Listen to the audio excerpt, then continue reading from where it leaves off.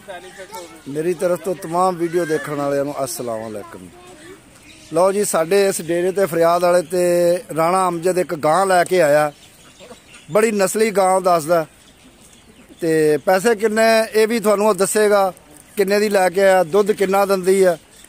ते वो कहंदा जी मेरी गां ते जिहड़ी है ना जी अंकल जी वीडियो बनाओ। मैं कहा जी चलो ठीक है बना लैने। लो हुण अमजद दी गां देखो ते अमजद नूं फिर पुछदे आ भी दुध किन्ना दिंदी है, किन्ने दी आई है, कित्थों लिआंदी है। यह गां जी ब्राउन कलर की गां है।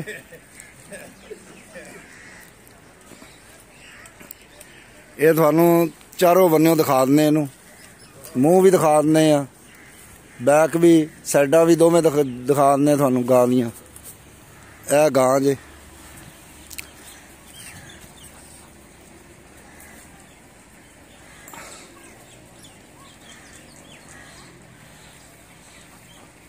ते इधर अमजद खड़ा जी, ਇਹਦਾ मालक ਜਿਹੜਾ ਜਿਹਨੇ ਲਿਆਂਦੀ। हाँ अमजद किन्ने दी लिआंदी है? 1,80,000 दी। 1,80,000 दी? हाँ जी, 16 किलो दुध दिंदी है।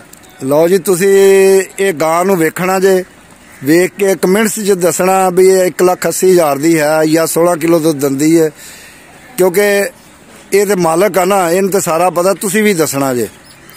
अच्छा, 1,80,000 दी लिआंदी ते 16 किलो दुध। वंडा की पाने हो? वंडा पा रहे हैं जी, कैल्शियम पाउडर पा रहे हैं, खल पा रहे हैं। अच्छा, बड़े में पा रहे हैं हला ते नाल वंडा जिहड़ा हुंदा आम वंडा। ते गां ते लिस्सी जी है।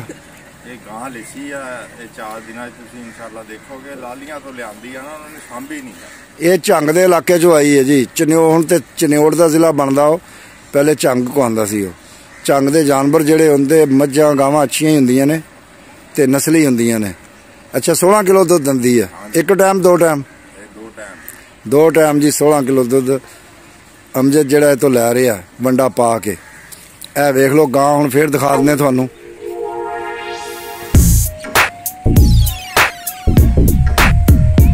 ये हुण तुसी कमेंट्स दे विच दसना भी ये बाकी 1,80,000 वाली गां और 16 किलो दुध देण वाली। ये हुण तुहाडे ते फैसला असीं सुट्टना जी।